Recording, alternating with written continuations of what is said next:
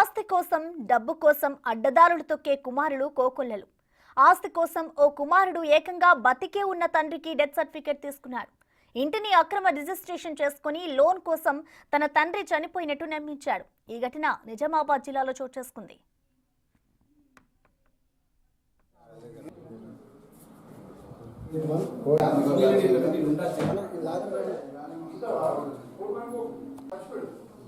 నిజామాబాద్ జిల్లా మెండోరా మండలం బుస్సాపూర్ గ్రామానికి చెందిన మదంశెట్టి ప్రసాద్ తన కుటుంబంతో కలిసి ఉంటున్నాడు.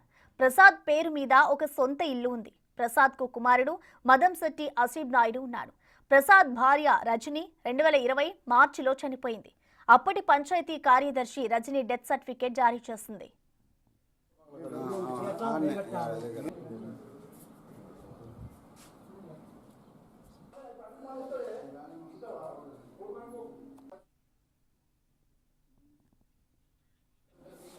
అయితే తల్లి రజని డెత్ సర్టిఫికేట్ ఆధారం చేసుకుని 2021 డిసెంబర్లో తన తండ్రి ప్రసాద్ చనిపోయినట్టుగా నకిలీ డెత్ సర్టిఫికేట్ సృష్టించాడు కుమారుడు మదంశెట్టి ఆసిఫ్ నాయుడు. ఈ డెత్ సర్టిఫికేట్ తో తండ్రి ప్రసాద్ పేరు మీద ఉన్న ఇంటిని మదంశెట్టి ఆసిఫ్ నాయుడు తన భార్య దయామణి పేరు మీదకి రిజిస్ట్రేషన్ చేయించుకున్నాడు. అంతేకాకుండా ఇంటి పేరు మీద బ్యాంకులో రుణం కూడా తీసుకున్నాడు. ఇల్లు రిజిస్ట్రేషన్ లో సాక్షిగా సంతకం పెట్టిన వ్యక్తి తండ్రి ప్రసాద్ ను చూసి నువ్వు చనిపోలేదా అని అడిగాడు. అయితే నేను చనిపోవడం ఏంటని ఆసిఫ్ నాయుడు తండ్రి ప్రసాద్ అవాక్కయ్యాడు. నేను మా ఆంధ్రాకు 6 నెలలు పోయి వచ్చానని అన్నాడు. దీంతో రిజిస్ట్రేషన్ లో సాక్షిగా సంతకం పెట్టిన వ్యక్తి కొడుకు చేసిన ఘనకార్యాన్ని తండ్రికి వివరించాడు. అది విన్న ప్రసాద్ వెంటనే మండోరా పోలీస్ స్టేషన్లో తాను బ్రతికుండగానే చనిపోయినట్టు నకిలీ డెత్ సర్టిఫికేట్ సృష్టించి తన పేరు ఉన్న ఇంటిని తన కుమారుడు అతని భార్య పేరుపై రిజిస్ట్రేషన్ చేయించుకున్నాడని న్యాయం చేయాలని ఫిర్యాదు చేశాడు.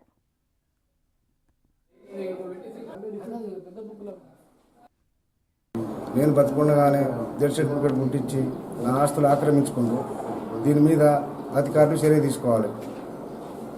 ఇది ఒక మనవి. ఇది నాకు ఆ సాక్షి సంతకం పెట్టిన వాళ్ళే నాకు కలిసి నాకు చెప్పడం వల్ల మొత్తం నేను ప్రూఫ్లు తీసుకొని గ్రామ పంచాయతీకి వచ్చినాను. గ్రామ పంచాయతీ కూడా నా పేరు మార్చేసిండ్రు. నేను బతికుండగా నా పేరు ఎట్లా మారుస్తారు? మారటానికి అధికారి ఎవరు ఇచ్చారు? మీకు ఎట్లా మారుస్తారు? ఇల్లు పూర్తిగా మార్చుకోరు డెత్ సర్టిఫికేట్ పెట్టుకొని. గ్రామ పంచాయతీలో నేను టెక్స్ కట్టినా. ఈ డిసెంబర్ నెల లాస్ట్ దాకా కూడా నా పేరు మీదనే ఉంది. ఆన్లైన్లో చూపిస్తుంది రిజిస్ట్రేషన్ అయినట్టు. అది కూడా తీపించినాం. ఎంఈఓ ఆఫీస్కి పోయినాం. ఇది మేము ఎంక్వైరీ చేస్తామన్నారు వాళ్ళు. ఊళ్ళోకి ఏరే పని మీద వచ్చినా నేను కోదాడ నుంచి వస్తే సాక్షి సంతకం పెట్టిన ఆయనే నువ్వు చనిపోయినావు కదా, నువ్వు ఎట్లా వచ్చినావు అని దాని మీద నన్ను అడిగితే ఎట్లా చనిపోయినా ఎవరు ఇచ్చారు ఏంటంటే నేనే రిజిస్టర్ ఆఫీస్కి పోయి సంతకం పెట్టినా. అట్లా ఉంటే నాకు తెలిసింది. వాడు చూసినా నీ డెత్ సర్టిఫికెట్. నేను ఊళ్ళో కూడా చాలామంది చెప్పిన కానీ ఎవరు పట్టించుకోలేదు అని అంటే ఇప్పుడు చెప్పు మరి ఏం జరిగిందో పోయినోడివి అని చెప్పి అడిగితే ఉన్నది మొత్తం బస్ స్టాండ్లో చెప్పింది. నేను ఊళ్ళో లేనప్పుడు జరిగింది. 2020లో తల్లి రజనీకి డెత్ సర్టిఫికేట్ ఇచ్చిన నాటి పంచాయతీ కార్యదర్శి సుకన్య విషయం తెలుసుకుని తన సంతకాన్ని ఫోర్జరీ చేశాడని ఆసిఫ్ నాయుడుపై పోలీస్ స్టేషన్లో ఫిర్యాదు చేసింది. ప్రసాద్ భార్య రజనీ మృతి చెందినట్లు డెత్ సర్టిఫికేట్ ఇచ్చానని, ప్రసాద్ మృతి చెందినట్లు తాను ఇవ్వలేదని తెలిపారు సుకన్య. ఆసిఫ్ నాయుడుపై కఠిన చర్యలు తీసుకోవాలని పోలీసులను కోరింది సుకన్య. పంచాయతీ కార్యదర్శిగా పనిచేశాను. అయితే నాకు మొన్న రీసెంట్గా అంటే 28 నవంబర్ రోజున ఎస్ఐ గారి నుంచి ఒక ఫోన్ వచ్చింది. అంటే మదంశెట్టి ప్రసాద్ అనే అతను మనిషి బతుకుండగానే డెత్ సర్టిఫికేట్ ఇష్యూ చేసినట్టు మా దగ్గరకు ఒక కేసు వచ్చిందని చెప్పేసి పోలీస్ స్టేషన్ నుంచి నాకు ఒక ఫోన్ కాల్ వచ్చింది. తర్వాత ఒక 1 అవర్ తర్వాత ఎంపీడీ ఆఫీస్ నుంచి కూడా ఒక ఫోన్ కాల్ వచ్చింది సేమ్ అలానే. అంటే నేనైతే డెత్ సర్టిఫికేట్ ఇవ్వలేదు సార్, మరి అది ఏ విధంగా తప్పు జరిగిందో తెలుసుకుందామని చెప్పేసి నేను ఎంపీడీ ఆఫీస్కి రావడం జరిగింది.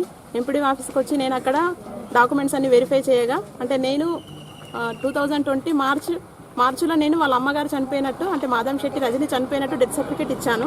అయితే దానిని సేమ్ అదే సంతకాన్ని ఫోర్జరీ చేసి వాళ్ళ నాన్న కూడా చనిపోయినట్టు కొత్తగా డెత్ సర్టిఫికేట్ సృష్టించుకొని హౌస్ ప్రాపర్టీని మ్యూటేషన్ చేయించుకున్నాడు. అలాగే బ్యాంకులో లోన్ కూడా తీసుకోవడం జరిగింది. ఇది నా ఎంక్వైరీలో అంటే ఫోర్జరీ చేసినట్టు తెలిసిందని చెప్పేసి నేను అదే విషయమై ఎస్ఐ గారికి మొన్న 28 రోజు పిటిషన్ ఇవ్వడం జరిగింది. ఇప్పుడు అదే విషయమై మళ్ళీ ఎఫ్ఐఆర్ నమోదు చేయడానికి నేను మళ్ళీ పోలీస్ స్టేషన్